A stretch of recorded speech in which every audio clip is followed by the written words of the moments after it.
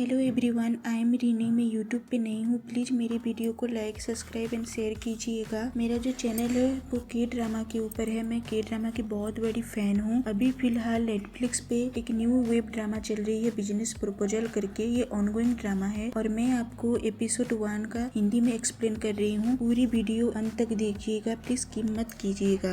Episode 1 में हमको देखने को मिल रहा है हीरो जो मेल लीड केंग ताएमू बहुत बड़ी कंपनी का ऑनर है और बहुत ही हॉट है, एटीट्यूड वाला है, किसी को भाव नहीं देता है। और इसमें सेकंड लीड भी है जो इसका सेक्रेटरी है केंग ताएमू का।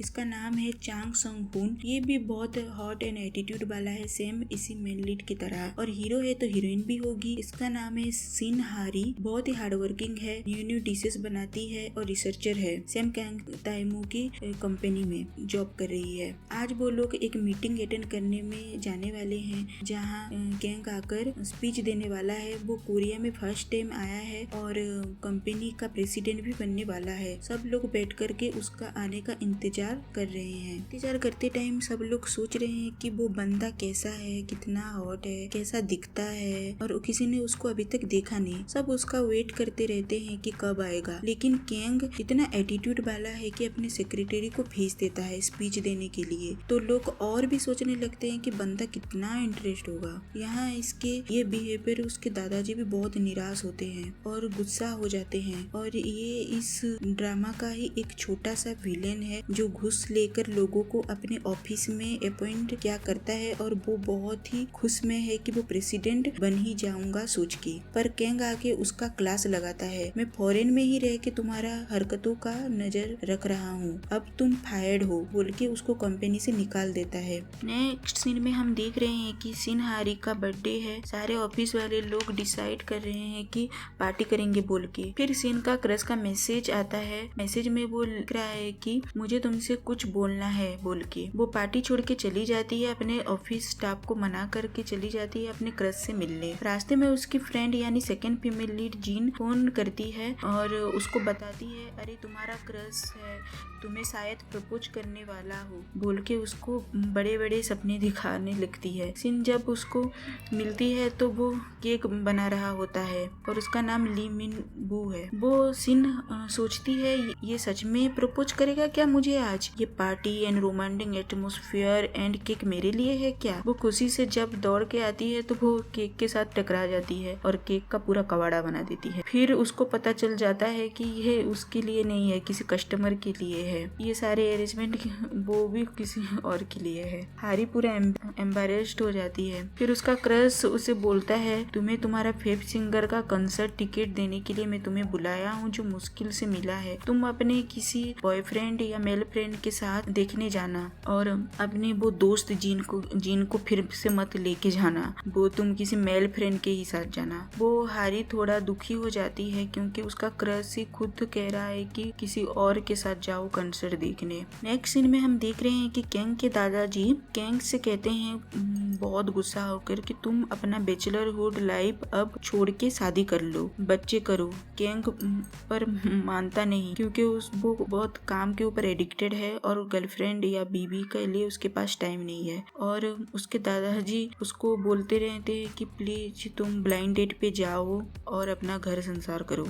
फिर वो केंग मना कर देता है पूरी तरीके से। तो उसके दादाजी ना नौटंकीबाज हैं तो हॉस्पिटल में एडमिट हो जाते हैं और उसको बुलाते हैं और बोलते हैं कि 20 गर्ल्स का ब्लाइंड डेट अरेंज किया हूँ, तुम अब मान जाओ और मिलो लड़कियों से। और केंग ऊपर से हाँ ठीक है ऐसे बोल देता है। अब नेक्स्ट सीन है हारी थोड़ी चिड़चिड़ी मूड में होती है अपने घर वालों से बात करके। उनका एक चिकन का रेस्टोरेंट होता है। दूसरे दुकान का मालिक आके कचरा फेंकता है उसके दुकान के ही पास में। उनके बीच बहस हो जाती है, फाइट चल जाती है। हारी बीच में आकर उस आदमी को धक्का दे देती है जो उसका इंटेंशन नहीं होता है, फिर भी उसको मतलब धक्का लग जाता है और उसको ना जुर्माना लग जाता है पूरे 8 लाख का। अब नेक्स्ट सीन में हम देख रहे हैं कि कैंग के दादाजी जिद पकड़ के बैठे हैं कि तुम्हें तो डेट पे जाना ही है बोल के। कैंग जैसे तैसे करके हाँ बोल देता है, जाऊंगा डेट पे बोल के। अब नेक्स्ट सीन ये है कि देख रहे हैं जीन एंड हैरी मिलके मजे ले रहे हैं और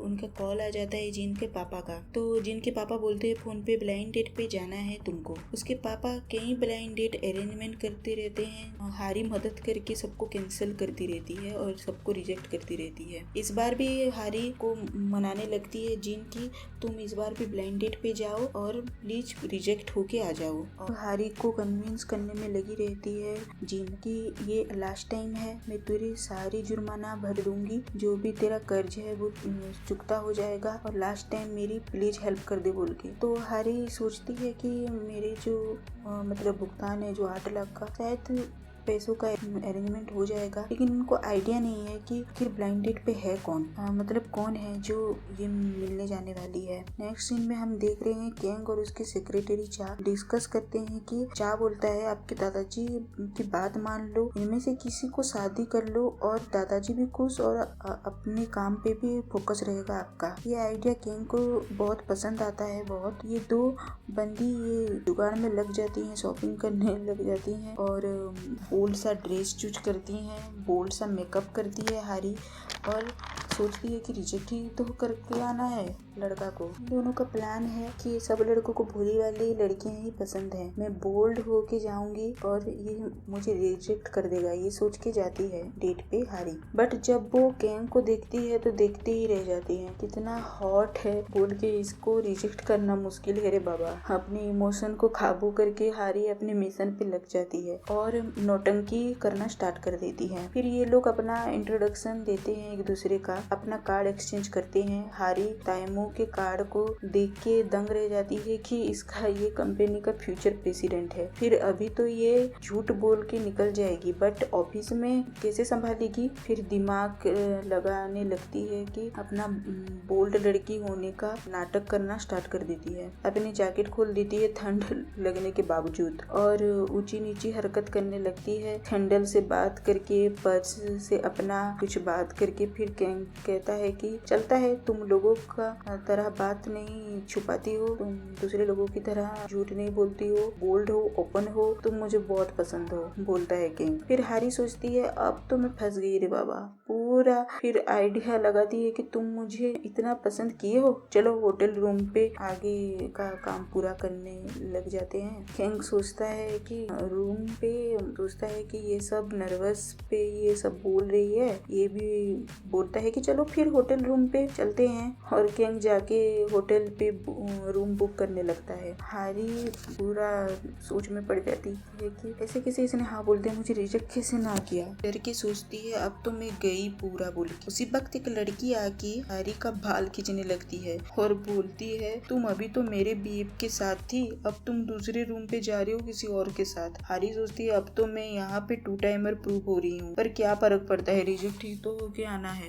लेकिन वो उसको समझाने लगती है लड़की को, नहीं हूँ मैं वो बोल के, बट वो मानती ही नहीं वो लड़की और बोलती है मेरे पास प्रूफ है। वो फोटो दिखाने लगती है पर उस फोटो पे सेम टू सेम सीन जैसे ड्रेस पहनी थी वो लड़की। और कैंग बीच में आ जाता है और बोलता है कि चीटिंग दोनों तरफ से होता है, तुम अपना बीएफ को जाके संभालो, ज्यादा बेटर रहेगा। फिर सिन कहती है मैं तो 2 टाइमर हूँ ही नहीं, मैं एक साथ 3-4 लड़कों से डेट करती हूँ, मुझे लड़के ज्यादा ही पसंद है। वो सोचती है ये बात सुन के कैंग उसे पक्का रिजेक्ट करेगा। तब वो लेडी ढूंढती है, फिर सिन के पास आ जाती है तो हैरी अब यहाँ से भागना ही बेटर है बोल के भागने लगती है। फिर जब वो भाग जाती है फिर कैंग के दादाजी फोन करते हैं, पूछते हैं डेट कैसा गया बोल के।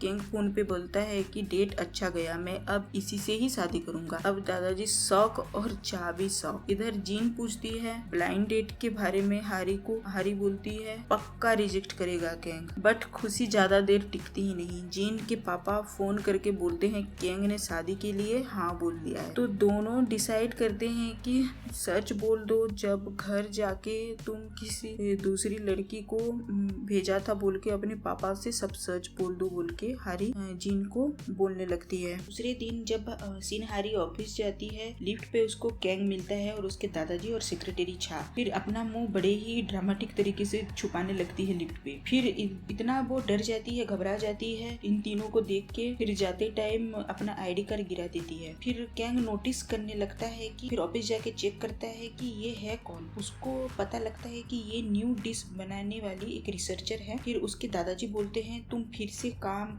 करने लगी हो, ब्लाइंड डेट पे गए थे, शादी के लिए भी हाँ कर दी, क्या तुम कंफर्म हो कि जिन भी तुम्हें हाँ बोलेगी? तैमू फिर कहता है कि आपको फिर क्या प्रॉब्लम है, पहले काम के लिए मना करते हो, अब शादी हाँ बोल दिया तो भी आपको प्रॉब्लम, वो क्यों ना बोलेगी, मैं इतना काबिल लड़का हूँ, हैंडसम हूँ, कोई मुझे क्यों रिजेक्ट करेगा बोल के वो अपने दादाजी को बड़ी एटीट्यूड से आंसर देता है। यहाँ हारी को जिन बोलती है कैंग के दादाजी तुमसे मिलना चाहते हैं, प्लीज लास्ट टाइम तुम मना मत करो, हाँ बोल दो, सब काम अपना निपटा लो। और हारी बोलती है तुम चले जाओ, मैं क्यों जाऊँ, जैसे तैसे करके तुम ये जो लास्ट मिशन है प्लीज कंप्लीट कर लो, एक अपना काम पूरा जो रहता फैला है प्लीज निपटा दो। और उसको कन्विंस कराने में लग जाती है जिन। देखते हैं कि सेक्रेटरी छा एंड तैमू के दादाजी बात करने लग जाते हैं कि जिनयोंग कैसी लगी तुमको पहली नजर में, तुम भी तो डेट पे गए थे तो देखे ही होगे जिन को, तो तैमू शादी के लिए कैसे रेडी हो गया इस बार। ऐसे छा बोलता है कि ठीक से तो मैं जिन को देखा नहीं। फिर दादाजी इमोशनली होके छा से बोलते हैं अपने दिल की बात के छोटे की उम्र में ही तैमू पेरेंट्स का डेथ हो गया है और मैं बड़ी मुश्किल से उसको बड़ा किया हूँ, बिजनेस को भी संभाला हूँ और ज्यादा टाइम में दे नहीं पाया अपने पोते को, तो मैं सोच रहा हूँ कि इस बार वो शादी करके सेटल हो जाए, बच्चा करे, फैमिली बनाए, अपने बच्चे वाइफ के साथ खुश रहे, यही सोच रहा हूँ बोल। फिर सेकेंड लीड भी थोड़ा इमोशनल हो जाता है। फिर अब हम नेक्स्ट सीन में देख रहे हैं कि second lead and female lead एक मॉल में सामान लेने के टाइम मुलाकात होती है, जो एक बच्चे गलती से टकरा जाता है सेकेंड फीमेल लीड के ऊपर और स्केच कर देता है पेन से। तो उसको बड़े ही प्यार से बच्चे को समझाती है किसी के ऊपर दोबारा ऐसे मत करना, और एक फूल बनाती है और पूछती है कि क्या है बोल के। तो वो बड़े फिल्मी अंदाज से वो लड़का बोलता है कि तो टट्टी है, अरे ध्यान से देखो ये तो एक मैंने फूल बनाया है। तो वो लड़का ऐसे खुश हो जाता है और दोनों इसे समझाते हैं कि आगे से ऐसे मत करना बोल के बड़े प्यार से। ये देख के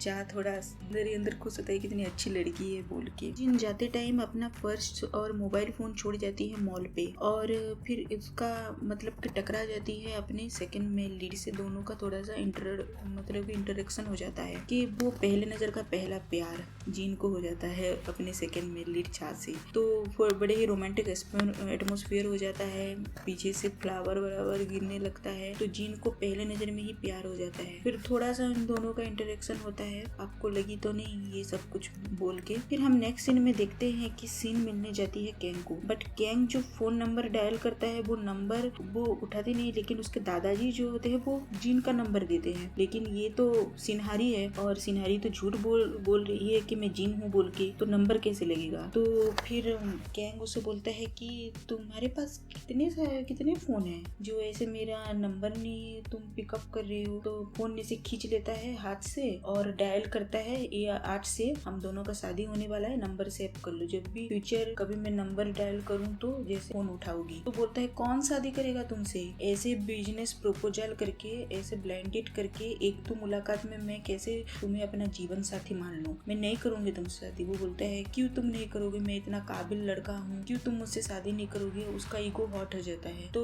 वो उसे जाते टाइम गिरने लगती है, तो सीढ़ी से पकड़ लेता है और बोलता है देखो मैं लड़कियों को बहुत इज्जत करता हूँ और बहुत ही वे में मैं बहुत परफेक्ट हूँ, तो तुम मुझसे शादी कर लो। वो बोलती है जो हो जाए, मैं तुमसे एक दो मुलाकात में शादी नहीं करूंगी। तो बोलता है ठीक है, फिर हम एक डिसाइड करते हैं, 10 डेट करते हैं और 10 डेट में तुम मुझे जान पहचान लो और 10 डेट सक्सेस हो जाएगा तो हम फिर शादी कर लेंगे। तो वो बहुत गुस्सा हो जाती है और बोलती है आई एम नॉट इंटरेस्टेड, मैं तुम्हें डेट नहीं करूंगी, ना ही मैं तुमसे शादी करूंगी।